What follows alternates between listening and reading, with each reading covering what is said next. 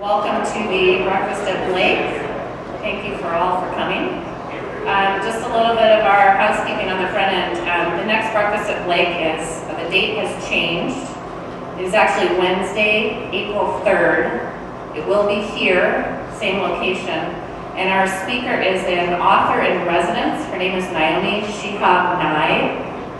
And she is sponsored by the Blake and Northrop classes of 1955. So again, Wednesday, April 3rd, that's a different date than what has been posted before. That had to change. And she calls herself a wandering poet. So it could be interesting. So for those of you who do not know me, my name is Kate Jackson, and I am currently the chair of the events committee on the alumni board. And I'm happy to introduce our speaker for today's Breakfast at Blake. Robert Keith is principal and co-founder of Beartooth Capital, an investment firm focused on creating financial, conservation, and community value with ranch land in the American West. He graduated from Blake in 1994 and went on to receive an economics degree from Yale University. He spent 3 years at Morgan Stanley in New York City as an equity research analyst, and thankfully realized that living in a culture encased primarily in competition for who was the smartest and who could make the most money was not the best fit for him, nor fulfilling. He took himself back to business school where he earned an MBA and Certificate of Public Management from Stanford. Upon graduating, he worked in private equity and venture capital until he found his niche and co-founded Beartooth Capital in 2005. I'm honored to introduce Robert, not only because I think this is a very unique and interesting opportunity for us all here at Breakfast at Blake, but also because he happens to be one of my favorite people in the world, and he's also my cousin. Please welcome Robert Keith.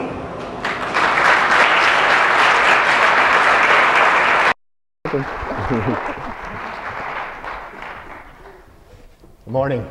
Thank you for having me.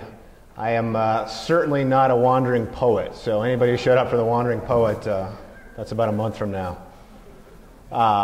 Seriously though, thank you to Blake for the opportunity to be here. It's a real privilege and an honor. Lots of fun, familiar faces out there. Special thanks to Kate, Sarah Ostman in the back, and Woody Kingman, who's not here today. So I'm going to jump right into this thing, and then we'll have, I think, questions afterwards. If there aren't any questions, that clearly tells me I have not done a good job, so please think of something, anything to ask, and it'll make me feel better at least. Today I'm going to use this opportunity to tell you how I discovered my life's work. Even better, I'm going to give you two for the price of one, as I'm going to tell you how my business partner, Carl Palmer, also discovered his life's work. This was not the path that either one of us started on, nor the goal we started life shooting for, but it was only after throwing off the blinders in our traditional career paths that we were able to see the opportunity to create something totally new. These are sea-run Chinook salmon. They've navigated more than 1,000 river miles and over 8 major dams in the Columbia River in their journey from the Pacific Ocean to eastern Idaho. A different cycle of salmon does this every year in order to reach the place where they were born in an effort to complete their life's work, that being laying eggs or spawning and beginning the next cycle of salmon. Problem is that on the property shown here, that cycle was interrupted as the salmon were cut off from their ancestral spawning grounds and dying before they were able to spawn. Through the acquisition of a single property and the restoration efforts on that property, we have increased the number of salmon able to reach this area and actually spawn by over 30 times. The director of the Nature Conservancy of Idaho has called this one project critical to the survival of salmon in the lower 48 states. This is a picture of a development near Jackson Hole, Wyoming that failed. Not once, not twice, 3 times. The tragedy is that it never should have been developed at all, given that it is completely surrounded by national forest, harbors elk, moose, deer, Yellowstone cutthroat, trout, and more. It's also considered one of the most ecologically important properties in the Jackson Hole area. As you can see from the top picture, the place looked like a junkyard. Cars, trucks, appliances, power lines, and decrepit structures were everywhere. The developers had the potential to put upwards of 80 structures on this property.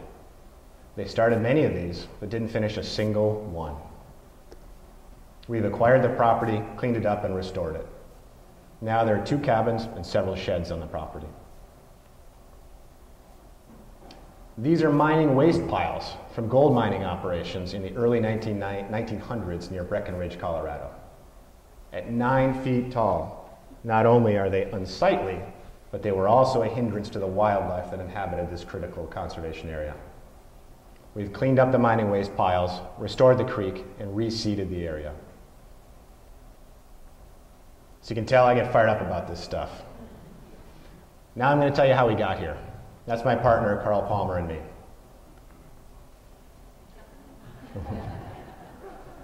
From early on, we were drawn in very different directions.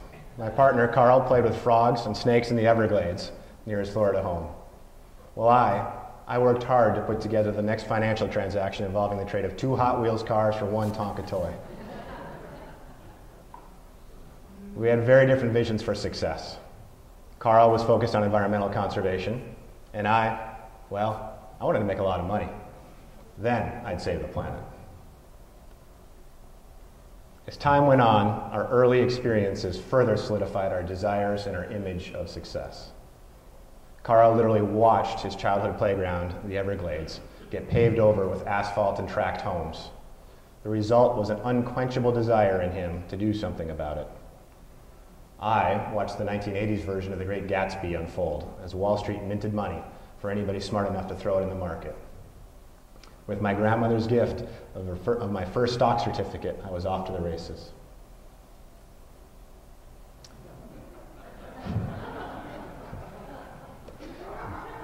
While we didn't know each other at that young age, we certainly thought we knew the other's type. Had I known Carl, I probably would have considered him to be a smelly, tree-hugging hippie. And had he known me, he probably would have considered me to be evil incarnate. We both went to good East Coast colleges, and it was here that our paths started to converge. We didn't have the same career focus nor the same goal, but we took the constraints on our paths as given. Carl's path looked something like this. He worked for nonprofit environmental groups during college, and after college he found himself a job in Jackson Hole doing conservation work for the Teton Science Schools. My path took me through finance and investment departments during college internships, and after school I took a job with Morgan Stanley on Wall Street. When you look more closely at these paths, they're both constrained by a traditional way of thinking about how to achieve success. Carl would work for a conservation nonprofit, pay his dues, pay some more dues, and eventually run the place. That's how he'd have his big impact. I would come into an investment company, an asset manager, as a spreadsheet monkey, work my way up, put in the long hours, and eventually reach master of the universe status.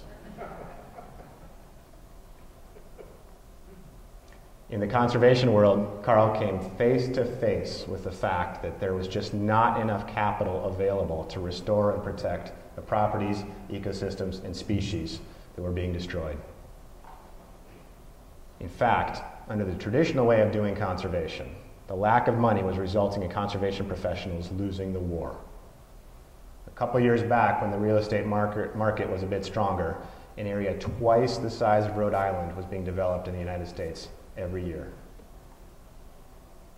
If you take the low end of scientific estimates, 200 to 2,000 species are lost every year worldwide.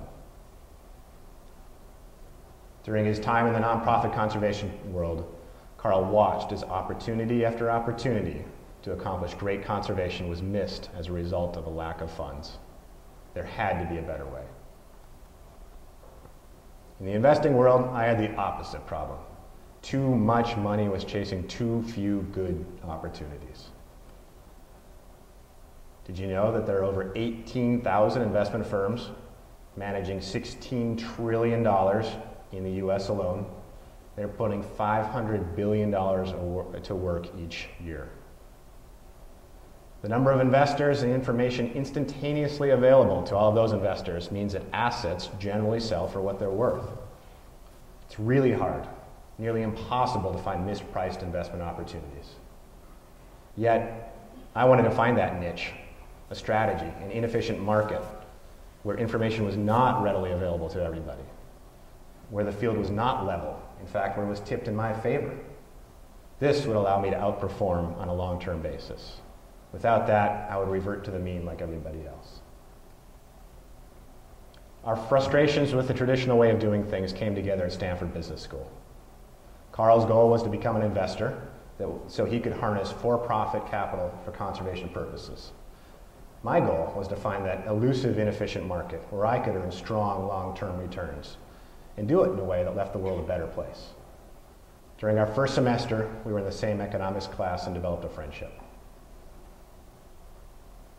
That friendship led us to an understanding that the other possessed wonderfully complementary skills to our own. In fact, we each offered the other a path forward in a partnership that had deep roots in our formative years. Carl's father, a banker, had always pushed him towards business, finance, and investing, but he resisted this growing up, always with the knowledge in the back of his mind that his father was right. My family's ranch in Wyoming always called to me, but I didn't know how to combine that passion with an investing career. This was the aha moment. What if we could take just a tiny portion of that $500 billion that's invested in the US each year and put it to work for a good cause? In our case, restoring and protecting Western ranch properties. For conservationists, it would provide a whole new source of capital to accomplish conservation in one of the most ecologically critical areas on the planet. On the investing side, what if we were able to offer investors an opportunity to invest in a market where the information was not quickly and thoroughly distributed? One in which we would have more information than our competitors. This would allow us to earn strong returns over a long period of time. So, much to the confusion and chagrin of many of our peers and mentors, we jumped off the treadmills of our respective industries. In 2006, we set out to raise a private equity fund investing in ranch land. We raised a first fund and recently a second. Our goal was and is to generate strong financial returns for investors through the restoration and protection of ecologically important places. Doing the right environmental thing was not a liability, not a detractor from returns. Rather, it helped to drive our competitive advantage, and as a return, our financial returns. And that is exactly what has happened. We focused on the Western ranch market as a result of its recreational appeal and critical importance environmentally. It's a market in which people valued large open spaces, wildlife, fishing, hunting, hiking, and riding. It's a geographic area that contains Yellowstone National Park and is the only area of its size in the lower 48 states that still has the same plants and wildlife that existed when Lewis and Clark came through. Within this market, we would buy well, increase the value, resell, and along the way minimize our risk. So how do we do that? We buy well as a result of the inefficiencies of this market. Try to remember the first house you ever purchased. You were probably provided with an MLS listing, some comparable property information, and you attempted to reduce that to a price per square foot and to remove emotion completely from the table. The purchase of a ranch is like that home purchase on steroids. There is no central clearinghouse for transactions. There is no MLS. In fact, most of the states we work in, there is no public record of transactions. Further, emotion plays a huge role in sales decisions, sometimes swinging the price of a ranch by millions of dollars. This leaves an information gap that a professional investor working without emotion can take advantage of. A truly inefficient market. Now, how do we increase the value of these properties? Well, we fundamentally change what we buy. From a legal perspective, we've worked on several deals in which the seller of a property has not had a legal right to get to their own property. They've been cut off by a neighbor. Well, if you solve that, that's a pretty easy way to increase the value of a property. You can actually get there now. We've worked on three properties now with this problem. We increase value through physical changes to properties. We've put bridges over creeks and rivers so that the next potential buyer of a property could physically reach that property to look at it before they bought it. We've cleaned up mining waste sites. And as shown here and on the next slide, we take rivers that have been channeled into ditches and recreated their natural flowing path, making them more aesthetically pleasing and much richer in habitat for fish and other wildlife. We work in partnership with conservation organizations, allowing us to minimize our risk. We do that through less out-of-pocket restoration costs and the ability to generate early cash flows through the sale of development rights. Of course, the final piece of the investment strategy is resale. Now, the most fun part of all this is the results. The financial returns are easy to measure, while the conservation returns are easy to see. Due to restored, healthier lands and waters, agriculture benefits. Through restored lands and waters, cleaned up waste sites, and new areas for public access and recreation, communities benefit. For the same reasons, wildlife from elk to trout to raptors benefit. And of course, the land itself also benefits. So that's my story. Story of how two people, very different careers, came to widen their perspectives, throw off the conventional wisdom, and in the process, we came together to find our life's work. Thank you. All right up front, Malcolm. Yes, Robert. What you're doing with the land has incredible long-term benefits. How do you think about, and then how do you in your own mind measure what you think are the long-term benefits to society cumulative over time when you do this? Because they're huge. They are huge. Thank you, Malcolm. The question, in case anybody didn't hear it, was there are long-term benefits to what you're doing to the land. How do you think about that? How do you measure it, et cetera? Let me provide an example or two of some of the long-term benefits of the work we do, and then we'll more appropriately answer your question. A couple years ago, we had a big water year in Montana, and in fact, I will show you a slide of the river system that was heavily inundated, this one right here. If you look at the top picture, that's what we bought. The river had been straightened along that top end of the bottomland there had been straightened. So the river basically became a ditch. So when high water came through under that scenario, it blew through there like water in a ditch, in a culvert. What we did is we rehabbed that, put the river back in its natural meanders, planted grasses, etc., so that it slows down the river. And what happened then when we had a big high water year is that completely slowed down the water, raised it just a tad bit so that it slowly slid like a sheet down valley. Our neighbor downstream, I think, owes us a big thank you, because that year we would have blown right through his operations had we not done this restoration work. So that's an example of a real benefit to society. I mean, quite frankly, less cleanup work to do, because I'm sure we the taxpayers would have paid for that on his property. And also benefit for the number of fish that are in this stream now. It's not a multiple because there weren't fish there before. You know, mathematically it doesn't work. So big impacts like that. Back to your question, how do I think about it? I bring my daughter out there. We camped right there. We look at it, and I'm the proudest guy in the world to take her out there, catch a fish with her, and play with her, and just know that that's forever restored. I don't really have a better measure for how to measure it than that. Let me go right next to you. Yeah. Are you concerned with the end use of the land that you sell?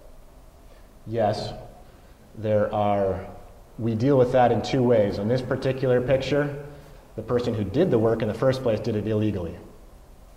Wonderful older gentleman who told me how in 1970 he took 75 dump truckloads of rocks and things out of the river to create the perfect irrigation ditch. But that was illegal. And so you couldn't get a permit to do you couldn't do that today, what he did. So it's protected in that regard. Other forms of protection we use are conservation easements, with not to go into too much detail here, but basically they limit where and how you can develop on a property. And so in particularly critical areas like that salmon spawning area I showed you, we have a conservation easement there on the property that says, in essence, nobody can come in and screw this up.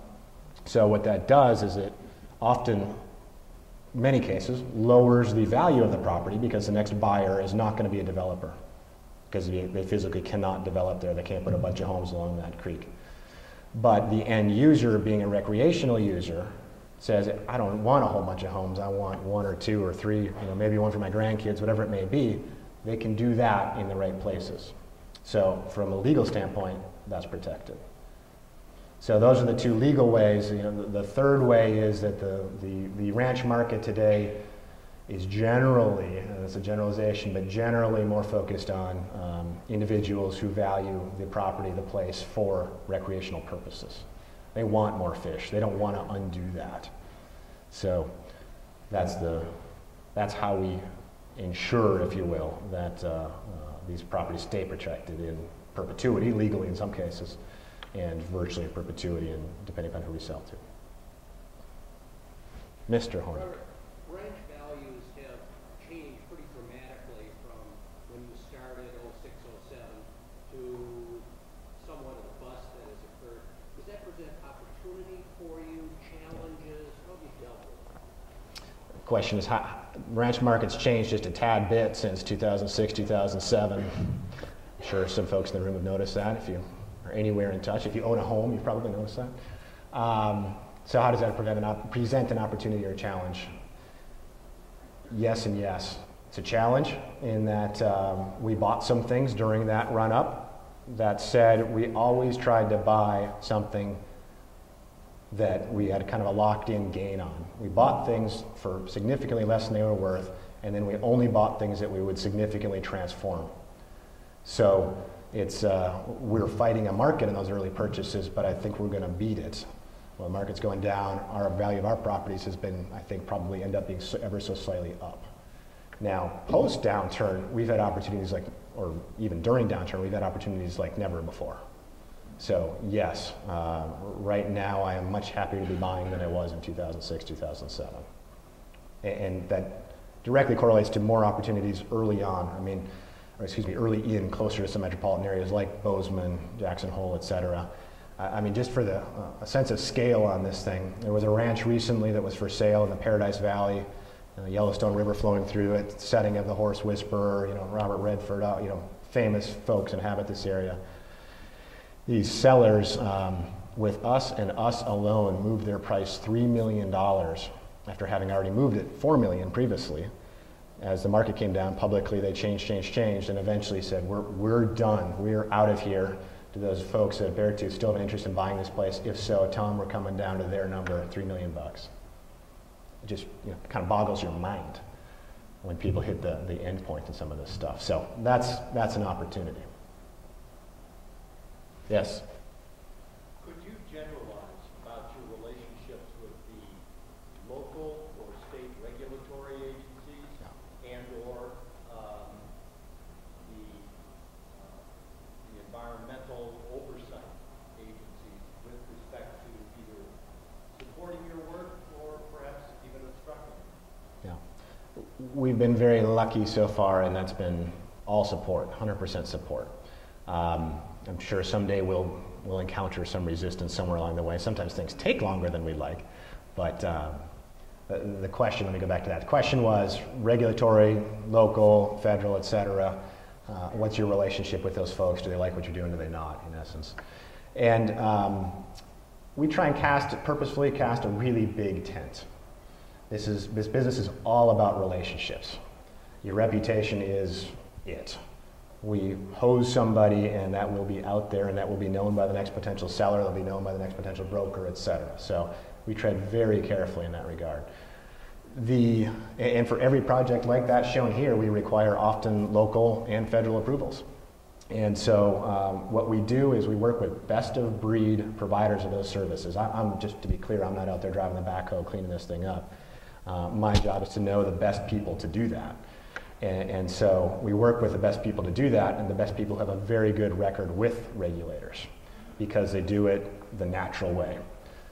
We have never brought any new material onto a project site. A lot of people would take this, bring in big boulders, knock down some trees, put the trees in the river, you know, kind of create that idyllic, if you will, trout habitat. But what ends up happening is 5 years later, the big water event comes and blows that stuff downstream, and then you have to come back in and redo it again. And that's just not the way. There are no trees along the riverbank right there. There are in different parts of this property. But we always do it the natural way. We do it the way Mother Nature had done it. It's just somebody screwed it up along the way. So by doing that, then the regulators are again, 100% so far, happy to say, kaboom, great, go do that work. Tell you what, can we actually bring the Conservation District out to tour that thing when you're done? Because we think we can leverage you and your work here to go to the next landowner downstream and convince them to do the same thing. Because you know what, it's going to be valuable for their agricultural operations, just like it's going to be valuable for fishing, whatever else it might be.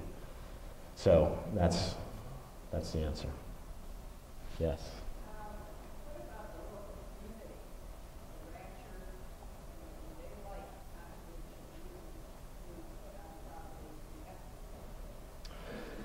The question was, what about the local ranchers, the local communities? Do they like this? Do they not? What's the feel there? And we got handed a nice benefit, if you will, by the big housing run-up. Same with the ranch market, because at that point in time, the enemy of the rancher shifted from the environmentalist to the developer. And so all of a sudden, environmentalists and ranchers got together and said, you know, they're the bad guy. You love this land that you've been farming for X many years, ranching, running cows on, whatever it is. We want to help you continue to do that. And in fact, land trusts started springing up that were focused on agricultural operators as cultural heritage in this country, if you will. And so we've been big beneficiaries of that, because now, certainly person by person, geography by geography, but many ranchers are in favor of conservation easements. And in fact, who wouldn't be if someone could bring money to the table, if that conservation group could bring money to the table and say, you know what, I'm going to pay you to make sure that your property doesn't get developed inappropriately. In fact, to keep it just the way you want it. Beautiful. In terms of our work in particular, you know, we hit some bumps in the road from local folks, often, for instance, actually not this project, but others like it, saying, you're going to take some of our water away. You're redoing that river work, and I know that that's going to lead to less water downstream. Well, I can point to a lot of scientific studies that show that that's not the case. In fact, that they will probably get more water, particularly after we remove all the silt and dirt from the water. They'll get cleaner, better water. Doesn't really matter to them. So what we've been able to do is sit down with them and talk about it, and in fact, in some cases say, you know what, if this doesn't work, if you find that we're silting up your pump during irrigation season, let's go look at it, let's go tour it together, and we'll make it right. And it really, particularly in the ranching community, becomes that relationship. They want to know who you are, what you're doing, and that you're going to make it right if you screw something up. Thankfully, we have not screwed something up in that regard yet. Yes, Meredith. You focus on the western ranch land. Are there other investment groups like yours in different parts of the country, the Southwest, the Southeast, that are doing this type of thing? And if not, is your kind of long-term maybe mission to set up a model that others can replicate in different parts of the country? The question is, are there others that are doing this type of thing there, elsewhere? What's your goal long term, et cetera? I actually recently had the good fortune to be mentioned in the same sentence as T. Boone Pickens. You might think that's good, you might think that's bad. Felt kind of good because he's made a heck of a lot of money in his life. And the idea was that T. Boone Pickens just started a fund like this about a year ago. And in fact, he hired a guy to do it for him who I had pitched on investing with us about 6 years ago. So you heard it here first, but T. Boone's is emulating me. I doubt that, actually. The reality is that many, many people have done this on their own properties. Many, many owners of ranches do this all the time. And in fact, little investment groups have formed in the past to do this type of work. You go to Wall Street and meet with, I bet if you met with 10 different investment bankers, at least one of them owns a ranch in Montana or somewhere else. They love to fly fish, and they've done something similar. Maybe different scale, but something similar. So they get it. It makes sense. It's just that really, prior to us, numerous groups had tried to put together larger amounts of capital to do this, but the raising capital was the hard part, the really hard part, because usually they were kind of wild-eyed environmentalists. They were my now business partner going out and saying, you know, give me money because I'm going to save the world and this is all going to be great. But what we were able to do is bring the business acumen to it and say, yeah, that's great, we're going to save the world, but you know what, I'm going to tell you that 10th after I tell you in your language, how I'm going to make you money, how it's good for your portfolio, how this diversifies your holdings, how you really should be in this particular asset class, et cetera, et cetera. And so I think that's where it was different.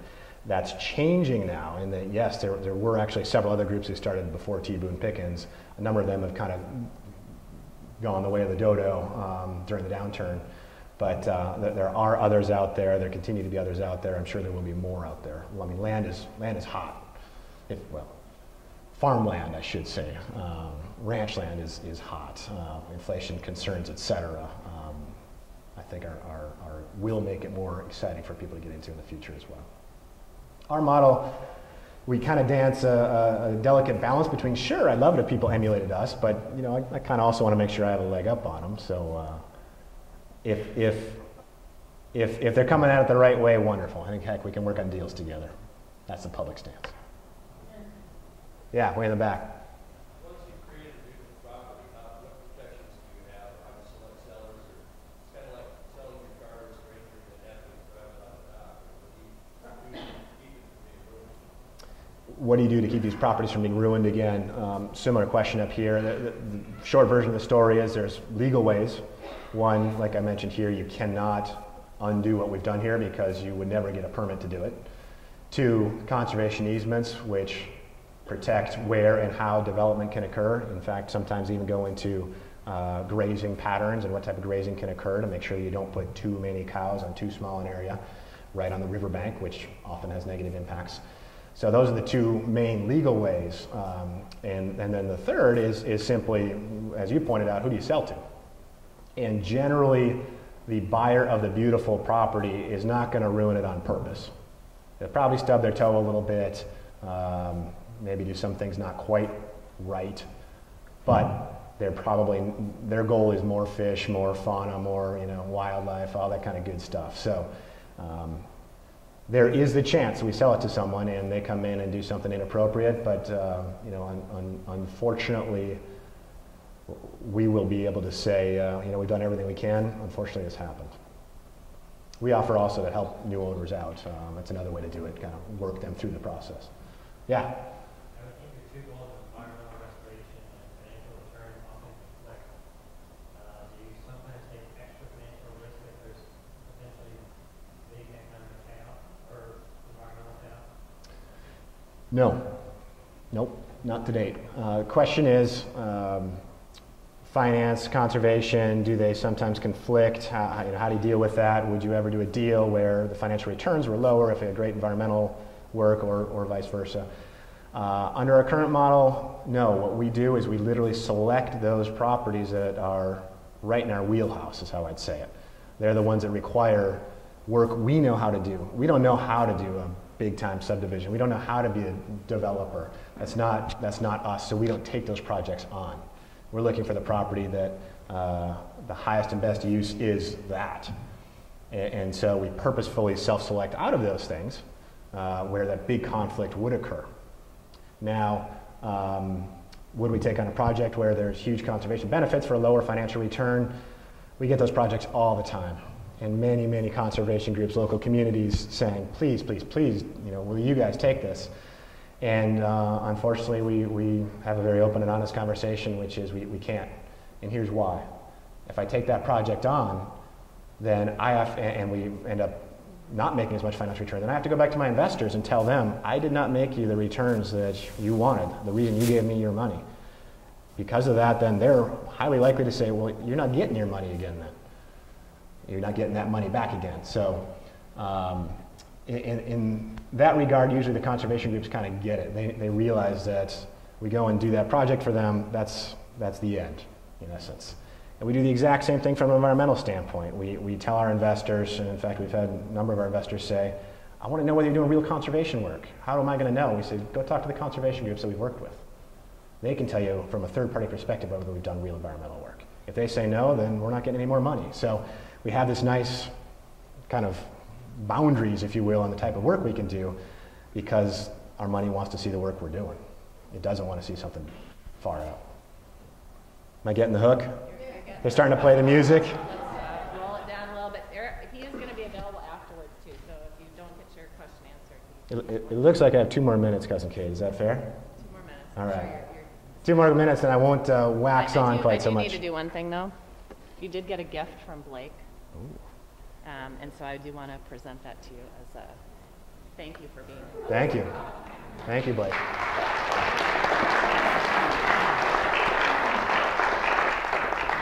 All right, quick, 2 more questions, yeah.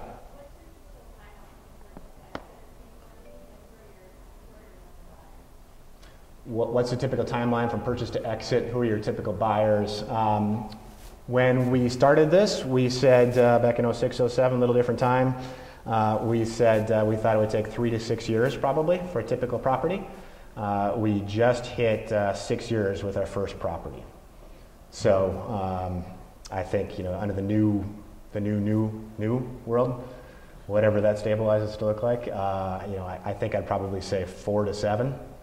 Shift it up a little bit. It also becomes, this is such an illiquid market, it becomes a question of how badly do you want to sell. So we have not been trying to sell many of these properties because we're not going to make as much money for our investors if we try and force them out the door now. But if we hit a point where we said, you've got to sell these things, we have the ability to pull that price down and get some liquidity and just not make as high a financial return. Typical buyer, we've sold to agricultural buyers on some properties. We've sold to state entities. We've sold to nonprofit groups. We've sold to extremely wealthy individuals, whole gamut. It's awesome. Yes? Yeah, first off, bravo. From your vantage point on the whole, do you see more of this land going to the conservation trusts, being repaired, being restored on the whole in Montana, Wyoming, and Idaho than is being developed for? Do you see more land going into conservation, particularly in our focus markets, than being developed or something else? Yes. And one of the beautiful things about our model is that literally this is a shrinking supply of product. Go to the end buyer. The amount of land that's either getting developed, I mentioned earlier, the amount of land that's getting sold to wealthy owners who put it in conservation, the amount that's getting acquired by federal, state, and local agencies, I mean, it literally is shrinking the asset class. You can't say that about anything else in the world. They always find more gold. It's out there somewhere. There's more natural gas, et cetera. So that's one of the things I love about it. I don't think that's where your question was going, but that's a point I wanted to make. So thank you for letting me make it. I think the question was, yes, times change, things change. Montana Land Reliance is the most productive conservation group in the nation, and they have done just about 1 million acres under conservation. They only work in Montana. So the types of buyers who move to this part of the world they're there for the fish, the elk, the moose, etc. And I think with a little bit of time and attachment, they start to roll that way and say, you know what, yeah, I really don't want this to get ruined someday, let's protect it. Yeah.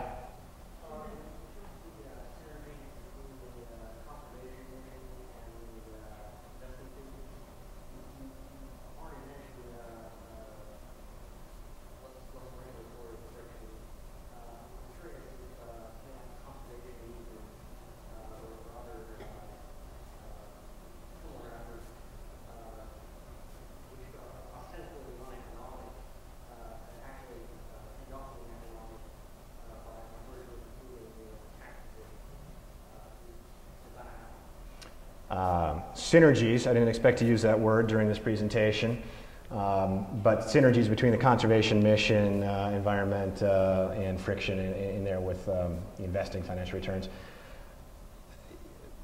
Again, we try to focus on those deals that don't have that. In fact, we have had conservation groups actually bring us deals. We get proprietary access to deal flows thanks to our relationships with conservation groups. Before buying then, we have a very good idea from them on how much money they could bring to restoration, how much money they could actually help us with by buying conservation easements, in essence buying development rights off of a property. So before acquisition, actually, in a number of these cases, we have a takeout lined up. Beautiful, or at least a takeout for part of the deal. And so that's a real competitive advantage of doing the right thing, a real competitive advantage of the conservation element of what we do. Now, yes, we have to abide by certain things should we go down that path. For instance, if we give our word to somebody we're going to do a conservation easement, then we're going to do that. But we're going to do that at this dollar amount that makes financial sense for us because they're paying us for that. Just to be clear, we get paid for that benefit. So synergies, friction, yes, but we work through it as best we can, and I think, it provides us with a competitive advantage. I think I better go or my cousin Kate's going to really hook me. Thank you.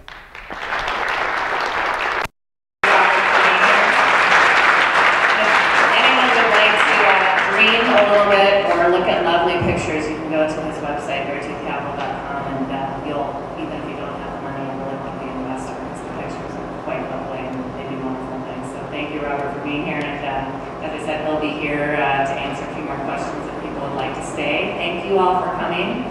And one last reminder again, just the next Breakfast at Lake, again, different day, Wednesday, April 3rd. So mark your calendars for that. Thanks for being here.